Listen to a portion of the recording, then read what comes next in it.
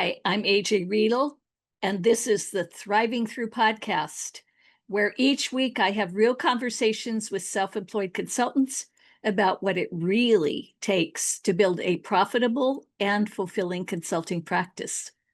So I have a question for you. How do you break free from the feast-or-famine cycle that plagues so many consultants? You know the pattern. You're busy with client work, so marketing stops. Then the work dries up and you scramble to fill your pipeline again.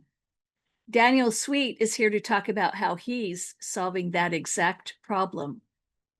He's the founder of Sweet Consulting, known for helping small business owners navigate mergers and acquisitions while maximizing their company's value. With 7 years of experience as a self-employed consultant and over 20 years in corporate technology, he's helping small business owners achieve successful exits and business transitions. If you're tired of the revenue roller coaster and want to learn how to build automated marketing systems that work even when you're busy with clients, you won't want to miss this episode. Please welcome Daniel Sweet. Daniel, welcome to the Thriving Through podcast. Thank you, AJ. I appreciate you having me. I always ask my guests the same two questions to get us started. And that is, how long have you been a self-employed consultant? So for me, it's been roughly 7 years now. Okay, 7 years. And what made you decide to become a self-employed consultant, to take this path? So a lot of it was 20 plus years in the corporate technology world. Having been there, I've always considered myself more of a small company person trying to interact with people on a, less, call it bureaucratic way. Mhm. And I would explain this every time a large company would want to hire me, and they would say, "Okay, but we could also pay you this." And I said, "I mean, okay, I will deal with it." But eventually, I got to the point where I was ready to go out on my own and ready to make an impact that I could make with the knowledge and skills that I had built up to that point. Okay, so you felt like you would have more impact in your area of expertise on your own than at a corporation. Absolutely. And working with smaller businesses than I had been working with and at. Generally, I'd be working at large enterprise type companies. And as a consultant, I was moving to a smaller organization where we could make more impact with these same types of things that I had learned. Okay. So is it something that you had been thinking about for a while? It sounds kind of like you were working at big enterprise level companies that didn't really fit, but the money was really good. Mhm. So what was the defining moment that when you said, yes, I've got to do this? So it was really my company was having a several rounds of what they like to call reorganizations because they were shifting the way the entire organization was running. It's 77,000 person company, globally set, and they were doing a lot of changes to accommodate market dynamics. Mhm. And so when they started having these, everybody thinks about, okay, well, if I'm included, if I sent a little nice note and say, you could participate, what would I do? So I had been in the back of my mind thinking about it, for years, but this made it very real, right? They're having major restructuring. There's going to be people laid off. If me or my division is one of those, what would I do? And so I started thinking about it much more seriously at that point. And in fact, it got to the point where in the sixth round of reorganization is when myself and 4,000 of my closest friends were invited to participate. And to give the company credit, they had a great severance plan. They really took care of their people, even at the severance. And so it enabled me to jump Uh-huh. into the consulting world with both feet. Nice. So it gave you the cushion to be able to Exactly. go out and get started. Great. Okay. Thinking back to the early years when you were self-employed, what tell me a story about an obstacle or a challenge that you experienced and how you overcame it. Okay, so painfully is the answer. But um, so one of the things we were doing, the world that I was working in was small business M&A consulting. And as part of that, I connected up with a group to do an acquisition of our own. So it was myself and a couple other partners that were going to acquire this company. What I did not realize at the time was the amount of time and renegotiation and the emotional piece that I would have to deal with on the other side of actually on both sides of the table. That was a big part of what I learned through that very, very long, seemingly too long experience is a lot of my time, it turns out, was not dealing with the facts or the plans or putting things into motion or collecting data, analyzing data, helping people get the best out of themselves. Most of the time was spent doing basically counseling. Okay. So the on the seller side, he was very concerned about, a lot of things that could go wrong. So I tell people, I still do this to this day, at the beginning of an acquisition.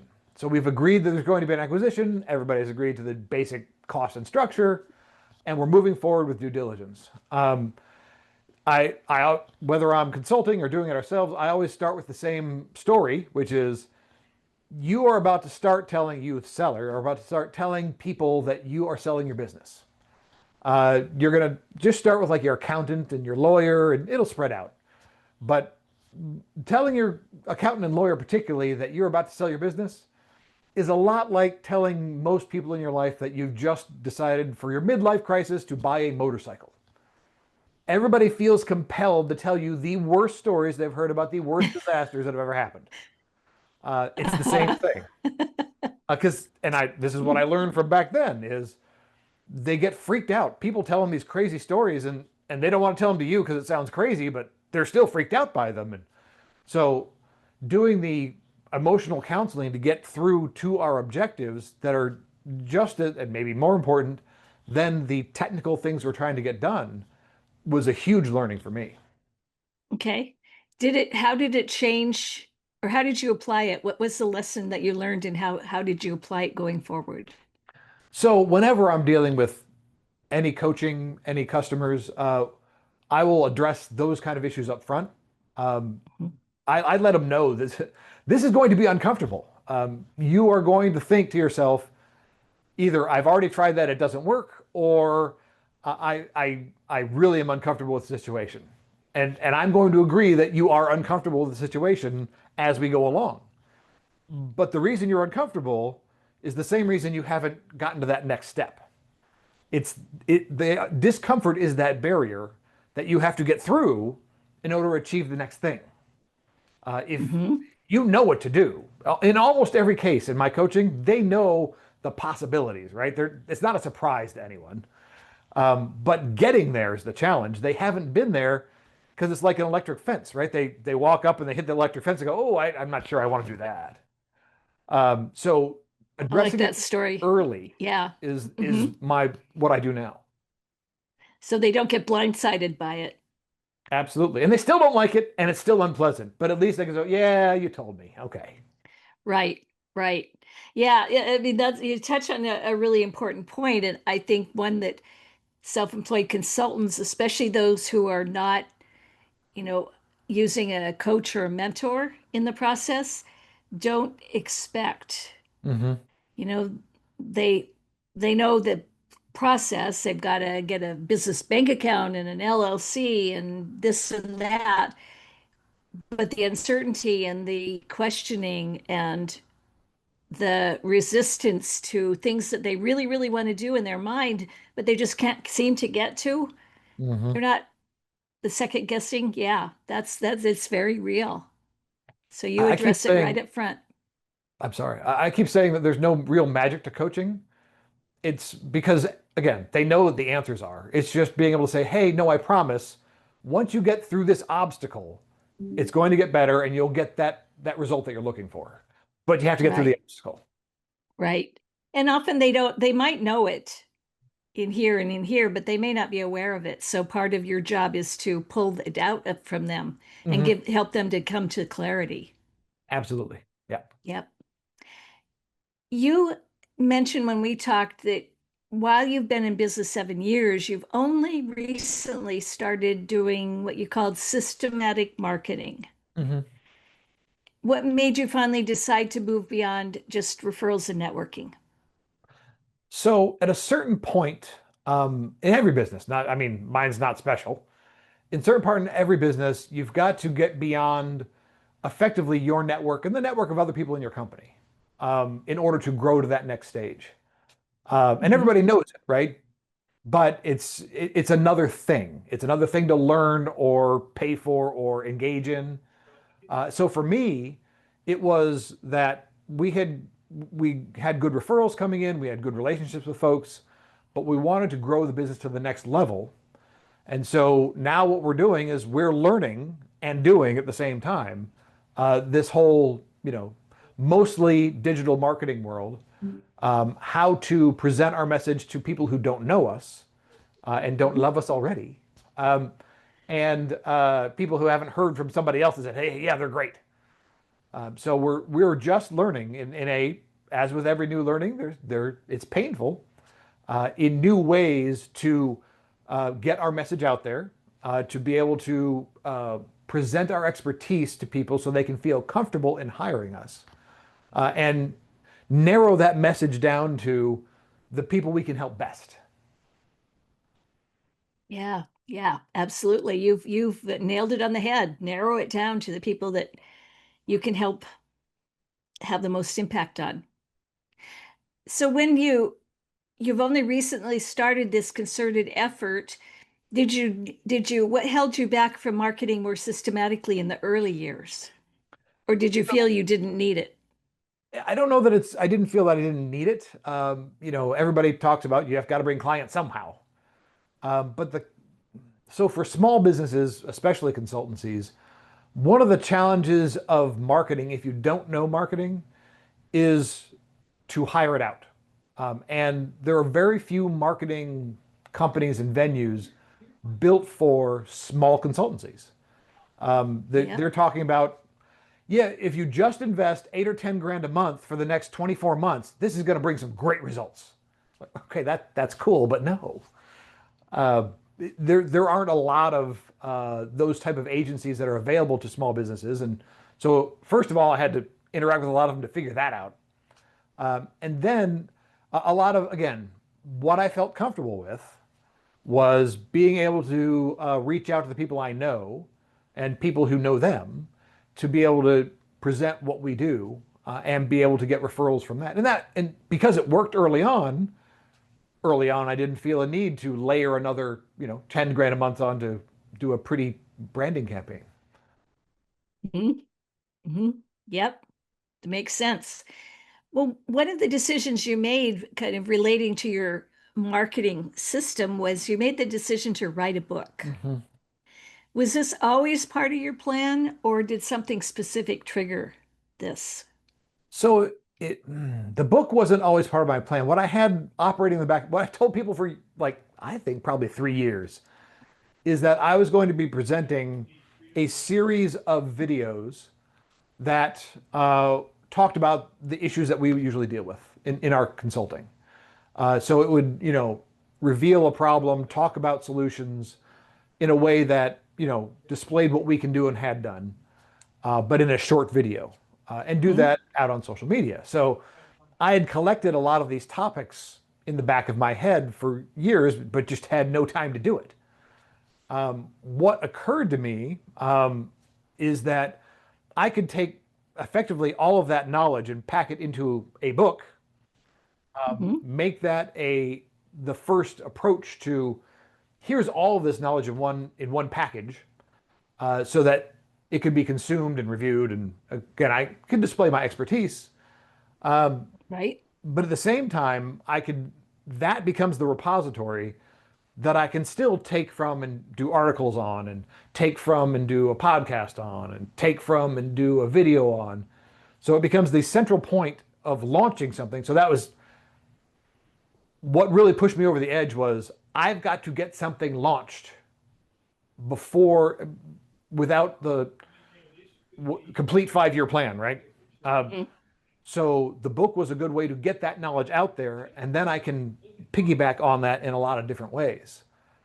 So we've launched the book, and I've learned a lot about that. Again, And you lovely. just launched, we're recording this interview on July 24th, and you just recently, within the last couple of weeks, launched the book. Exactly. Exactly. Yeah. So we launched the book, and we're learning how to promote it again. There's lots of promotional agencies that will charge you $42,000 to go on a tour and whatever. But we said no. So we're basically doing it in-house. Mhm. But we're doing little pieces, right? So we're learning how to do this. We have the book, and we've announced the book on social media and told people about that. We're emailing and doing that. We've also created a podcast based on the book that is effectively taking the topics chapter by chapter, and we have a discussion about that chapter and that topic. Again, people can listen and learn about the topic and hear two people discussing it, and get more familiar with it and more comfortable with getting to the book, getting to us. We also launched a newsletter on LinkedIn. Newsletters are their own world. Again, another learning. Building Mhm. up, if you haven't built up a giant email list, launching a newsletter is going to be very, very difficult. And so that, we're learning through that. But launching on LinkedIn, where we have been building a network for years, actually is a much easier thing to do. And because, again, we're learning to use what we have in order to be able to promote that book. And everybody has a little something different. We have a lot of connections on LinkedIn. So we started a newsletter on LinkedIn, which LinkedIn makes real easy to do. Mhm. And when you do a newsletter, it sends it out to everybody you're connected to. So within 2 days, 3 days, we had like 1,300 subscribers, which doing that manually is a much, much longer process. Right, Uh, right. so doing these things in different modalities to stay in front of people. We've got a book, we've got podcasts, we've got articles in the newsletter. We're going to have some videos. I promise it won't take me years. We're going to have some little videos. Uh-huh. So just different ways and every coach is aware, right, that people learn in different ways. So if you create a little continuous content in the way they learn, and then make it a different way for the way other people learn, you can cover everybody. So this is what we're learning how to do. Okay, good. Are you using it? Well, first, before we do that, what's the name of the book, and can people get it on Amazon? Yeah, so the name of the book is Unlocking Small Business Value. And then it has a 5-mile long subtitle that tells who it's for. It's for small business owners who are considering selling and don't know anything about the sales process, and also don't know how to increase their valuation before they get there. It is available on Amazon. Yes, it's again another learning. It's available as an ebook on Amazon. Okay. I'm making a hardcover and a softcover available, but I've discovered the wonderful intricacies of creating a cover for it that has to line up perfectly. They don't really help you. They just say, nope, what you submitted is wrong. Do it again. So we're working through that to make the print versions available. Okay. Okay. So the digital version, is it something where you make it, I mean, do you charge for it, or do you use it as a lead magnet? How do you use your book to market your business? So both. We do charge for it on Amazon. So we've made two packages. There's a package on Amazon that's, I think we finally listed at $9.99. They encourage kind of that price. Hmm. So it makes it very accessible, and they can get it, download it, move on with their life. And we've made a launch package available that has a lot of other reports and consulting with us as part of the package. And really, it's people self-selecting how ready they are to talk about, moving down the road, what transition looks like, as to which package they take. So Okay. we're definitely using it to help customers self-select. and in the end, using it as all of it as a marketing of our company. Okay. Excuse me. Well, and you have multiple lead magnets. So you've got the book, which is a low cost lead magnet, not a free Mhm, one. mhm. You do webinars. Right? How do you decide what lead magnet to use for different prospects? So we should probably be more strategic about that. What we do though is in creating the different lead magnets and just the creation of what we've put together, we've done two Hmm. things, honestly. One is we think about the most common problems that our clients have. What are they constantly asking about? You know, those repeated questions you always get. Hmm. So we kind of took a bunch of those and put them together. And I'll be honest, I used somebody else's brain called AI and said, okay, here are the kind of questions we want to cover. Here are the kind of questions we get. What is the best way to write a overall report around these questions? And kind of got a structure for it. I mean, we still wrote it, but AI helps you think through things a little bit better. Yeah. I use AI all the time to help structure, Hmm. to help brainstorm. It's a real, my husband calls it STM, smarter than me. Right. Yes. Because it is. It's like, why shouldn't we tap into this brain power of more than just us to benefit whatever task we're doing? And Yeah. there's a lot that Yeah. we do that can really be amplified by AI. We're experimenting with it right now, honestly. I thought up when I couldn't sleep one night. I thought up an idea for an app, and Mhm. I gave it to AI and said, "Here's what I want it to do. Can we build that?" And it said, "Oh, sure," and told me, you know, do this, do that, asked a lot of questions, and then it packaged it up in uh, a document that said, here are the requirements, here are the specifications, and here's the architecture. So I could feed that to a code creating AI and it would start to build code. And then again, this is all an experimentation, which is what AI is kind of built for. Mhm. I said, okay, well, what if I don't want to develop it myself? Because, you know, I do come from a technical background, but I'm a, you know, a script jockey at best. So what if I don't want to code it myself? Can we create a team of AI agents that can code this? And it said, oh, that's a great idea. Yeah, we could do that. And it spec'd out what each team member would do, what their responsibilities were, what their limitations were, and what they had final say on. And then it created a document with all that in it and said, you know, feed it to the code agent, and it will create these different personas that will hand off work. It described how they would communicate. And so right now I've got it working on this app that it's building without me. I don't know how well it'll work, right? It's an experiment, Uh-huh. but it's also a $17 a month experiment. So, you know, who cares? Yeah. Yeah, and it's presumably it's an app that you will charge money for. So it's Exactly. a future source of revenue, and why not experiment and see? Yeah. When you can have a 7-man team for $17 a month, it's not bad a deal. That for sure. When we talked earlier, you talked about a long sales cycle for your prospects. So when they come into your ecosystem, it takes them a long time to decide to hire you. How do you balance that long sales cycle with keeping your pipeline full? So there's a past and there's a future.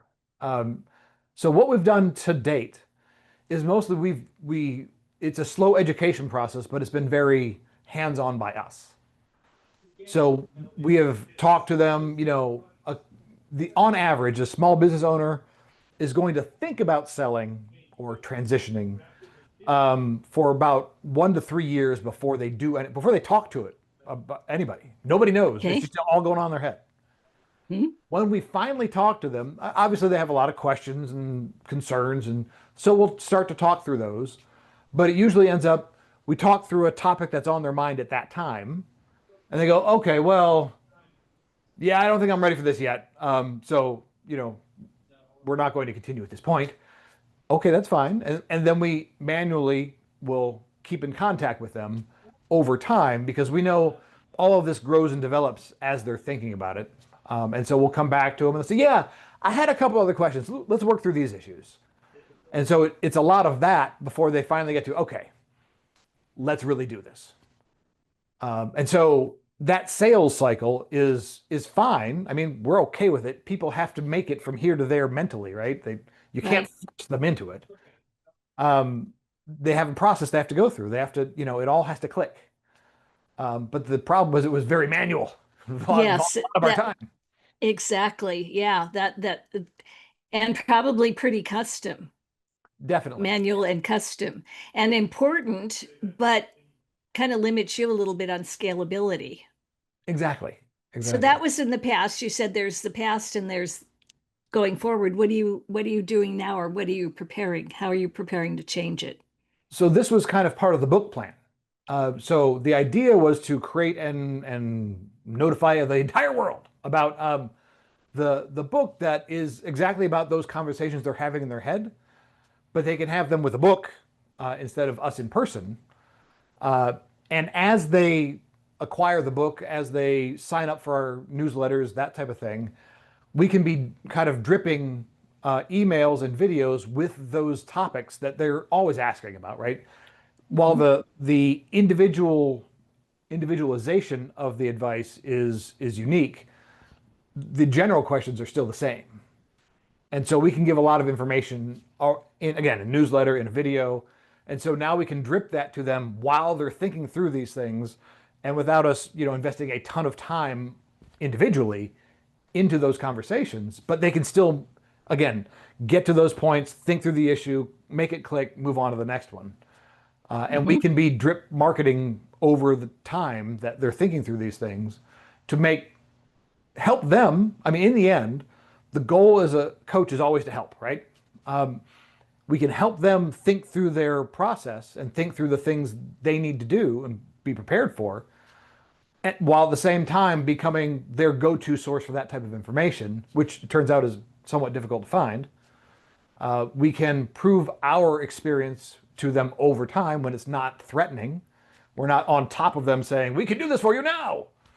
Right. Hire me now. Right. Yes. Instead, over time, we're saying, hey, we've done this and it may apply to you. And we've done this and it may apply to you. And over a long period of time. So when they are ready, we're the natural place for them to reach out to say, okay, I've been looking at all this stuff. I've been reading all your stuff. And we've had this kind of call from content we do and other things. I've been looking through all of it. Okay, we need to talk. We need to get moving on this. So they're ready now. They've been educated as though we educated them in person. And so they've got a lot of the pieces in place already.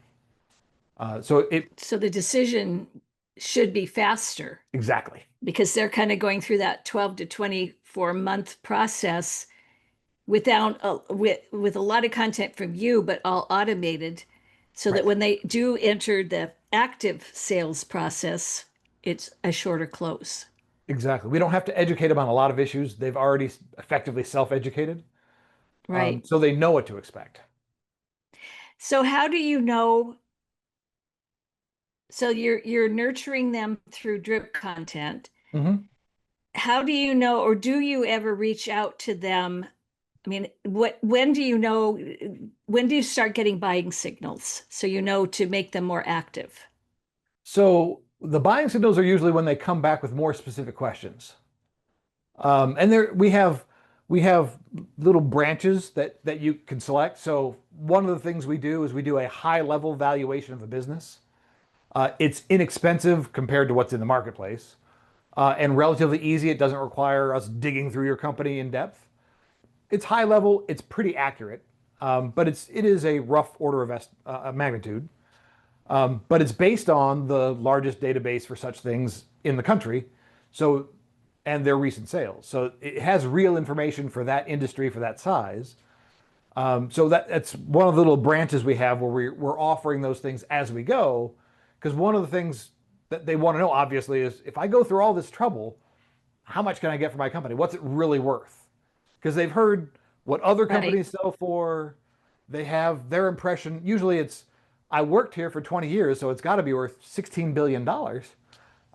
Somewhere in between is the truth.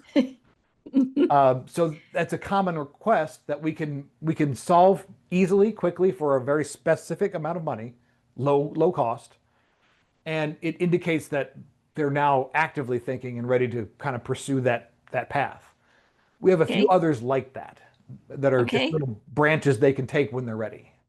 Right. So they show volition, and they show, you give them ways to signal their buying intent with low price things, not free, but low Right. price things, and then you can start the more intensive sales process from there.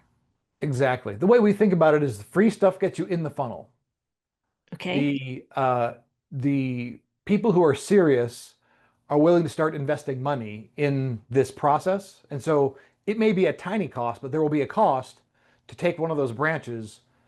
And that's, I mean, ultimately that's how most people in businesses prove what they really want to do is they'll spend a little money on it or maybe a little more money on it. So we want to create that small hurdle that proves that they're really ready to do something. Hmm. And that way, it's not about the cash generation of it. It's about just creating a hurdle that they go over and say, okay, I'm so ready that I'm willing to pay for this. Right. I'm not just, I'm maybe dabbling, but I'm kind of seriously dabbling. Right. Yeah. When you get busy with client work, what happens to your marketing efforts? It tanks. Um, so at least it has in the past because it was all Okay. manual. Hmm. Like most consultancy, we have this pattern, right? We're the work is slow. We start reaching out. We do a lot of marketing. We do a lot of content. Work picks up. We don't have time for anything else. The marketing stops. The work goes on. The work drops off. We start to go, oh, I wonder if this is going to continue. Yep. Then we start the The cycle all dreaded, over again. the dreaded revenue roller coaster or feast-or-famine cycle. Yeah, Exactly. absolutely. And you recognize it. So Well, I now, mean, how do you smooth it out? How do you continue to keep your focus on marketing when you're busy with client work? well, that's where a lot of this automation comes in. Um, the way we've built it, and we've spent some time, I'm still going to do more of it, but the way we've built out with the book is the design is once you drop into the book funnel, one way or another, it's going to automatically put you in one of our sequences, and that's going to continue onward. There's going to be ways to branch Mhm. off from there that we talked about that they purchase before they talk to us. I mean, they can clarify, of course, but they effectively will purchase before they talk to us. So by the time we engage, they have already spent a little bit of money. And we've made all that automatic so that it's going to continue even when we get busy. It takes the more automated we make it, the less and less effort it takes from us. And so we're trying to push all that direction to have at least a solid, ongoing, automated system that is ready for anybody to come in. And then at that point, you just create new entry points, new lead magnets to bring people in, new branches to bring people out. But the main core of it is always operating. Yeah, like at 24/7. Exactly. Absolutely. If you could go back 7 years, Mm. what marketing advice, knowing what you know now, what marketing advice would you give to your younger self? Well, so one of the first things I would do that is again, just like my clients, I knew some things I should do, but didn't do them. I would start uh, a newsletter right away. Create lots of ways to get into our newsletter so we could be collecting those email addresses and regularly following up with them. We really didn't do that. All of our stuff that we did was, again, very manual, effective, but manual. Hmm. We were, well, so everybody's good at some piece of this already. What I was good at doing is creating social media posts based around current events that applied to small businesses. And I would create that connection. And I could crank those out easily and quickly. So I was good at that, and I did a lot of that. And again, it gets us attention, it keeps us top of mind, but it's just one Hmm. piece of a larger strategy. I would from the beginning put a lot of those other pieces in place. They don't, and it doesn't have to be big, right? You may have a newsletter. It doesn't have to be printing something daily. It could be printing monthly, and that's fine. Um, is and you can build that out. And at the time comes when you're ready for more, then you can fill in the gaps and make it bi-monthly, and then you make it weekly. And if you wanted, you could make it daily. But starting to set the structure of it early is absolutely what I tell myself is get that done now, so that as people are coming in, you don't forget about them, and you've got to have somewhere to put them. So the same thing I tell all my customers. So I'm a tech guy, so I did this early on. It didn't occur to me that people weren't doing this. So Hmm. everybody I interacted with needed to go into a CRM, so that I can keep Hmm. track of them and my communication with them. And then all of our systems need to interact with that CRM as too, so that we know where they are in the process. Um, I I had a CRM that I used, I'm going to say 75% of the time. I would, again, much more automation, much more system-based stuff. Just again, it's the cobbler's children have no shoes. The same stuff I tell my clients, I would do more intently, and make sure that was all set up. Yeah. Yeah. Yeah. Start and that email list because, you can have thousands of followers and connections on LinkedIn, but you don't own them, Right. and, if LinkedIn were to lock you out of the, out of the Environment. system, you've lost them all. And even when you have, I mean, I've heard recently that impressions are down significantly. They are. That Yeah. whatever LinkedIn is doing with their algorithm, we're not getting rewarded with the impressions that we used to get, which, you know, so you're depending on a channel that you have no control over. You have no control over the algorithm. So getting that email started right away, that's really good advice. And for those of you who are on email on LinkedIn, something you should put on your calendar quarterly is to go into the LinkedIn settings, select privacy, and have it do a dump of all of your contacts. Oh, It will provide all of your data to you upon request, and you can store that away and ideally put it in your CRM, but at least you can have a copy of it so that if anything ever does happen, you still have all your contacts. nice. Yeah, I think I knew that, but I don't do it. So I have increased so many connections that I need to Mhm. do that. So I'm making a note to self. Thank you for telling me that. Well, Absolutely. we're nearing our end of our time together. I have one more question, actually two. What marketing activities are you avoiding or procrastinating on, and why? So a lot of the marketing that I'm avoiding is doing a lot more of the interactive marketing. So there, something we should be doing, we know we should be doing, is more of very basic video, uh, call it a podcast if you will, but a video podcast where we bring on somebody we know, even a client, partner, somebody we know who does good at something in small business, and just have a Mhm. quick discussion. Doesn't have to be an hour, could be 10 minutes, 15 minutes. And I know that's impactful, but I'm still not doing it. My fear is that if I start, I won't be able to maintain the time to do the cadence that I want to do with it. And so I do nothing, which Mhm. of course is always the wrong answer. Yes, because like the advice that you just gave a moment ago is start that email list and you can do it monthly and then increase the cadence. So you could do the same thing with this is, what can you realistically do even when you're busy and then Exactly. do And it it and doesn't at have to be least get it fancy. started. Yes, and you also can hire, you could always do things like I would never have launched this podcast on my own. Hmm. I mean, I use a company out of England and Okay. they, I mean, I they do everything. They find initially reach out to find me guests. Hmm. Then I do all the interviewing and all of that, but then they take it over and they do all the editing.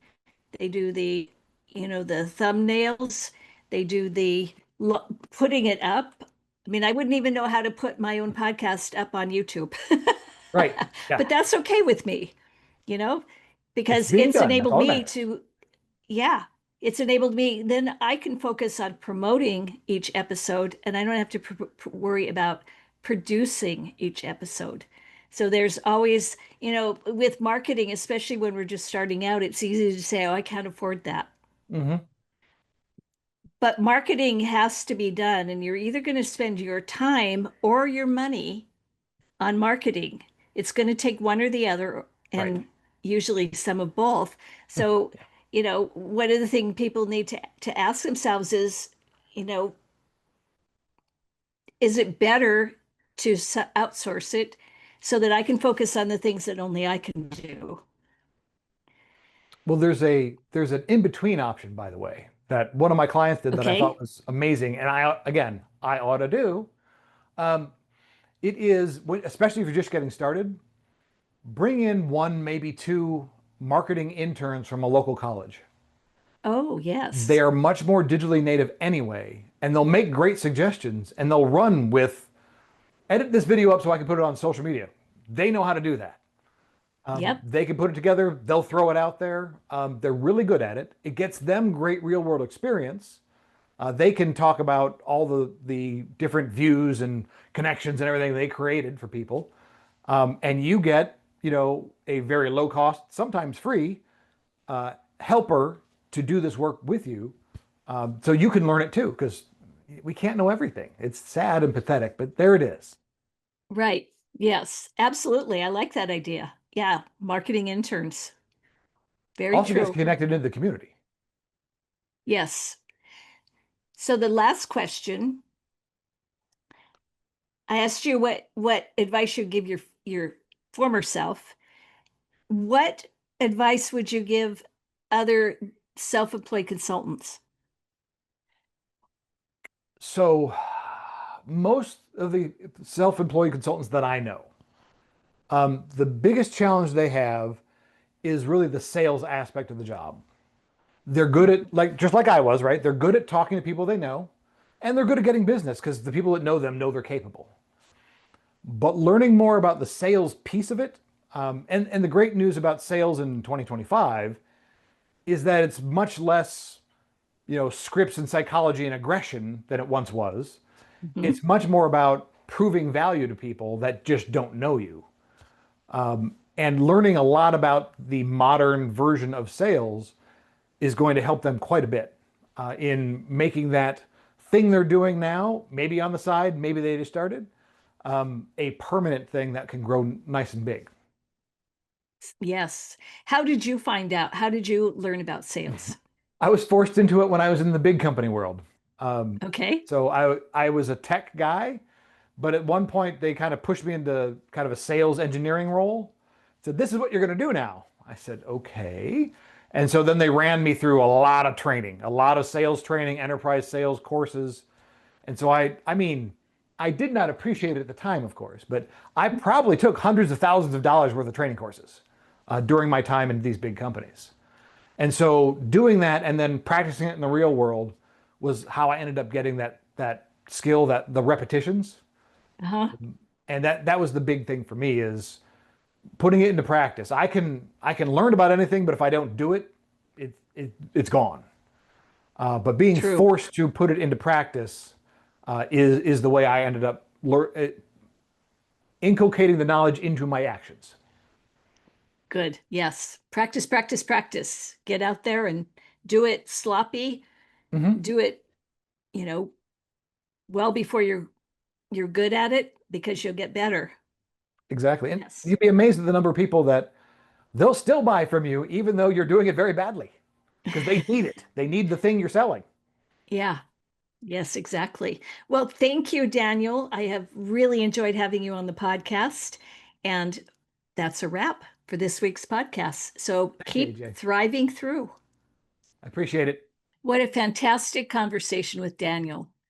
If there's one takeaway I want you to remember from this episode, it's this: the discomfort you feel about marketing and sales isn't a barrier to overcome.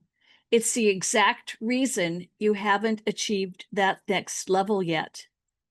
As Daniel shared from his own experience, That uncomfortable feeling is like an electric fence that keeps you from taking the actions you know you need to take. But here's the good news. Daniel also showed us that modern sales and marketing is much less about scripts and pressure tactics and much more about proving value to people who simply don't know you yet. It's about building automated systems that nurture prospects through their decision-making process, even when your head's down in client work. Here's one action you can take right away. Start that email newsletter. It doesn't have to be daily or even weekly. Monthly is fine to start. The key thing is to be consistent. Create simple ways for people to get into that newsletter and begin collecting those email addresses. As Daniel learned the hard way, this is a foundation that everything else builds upon.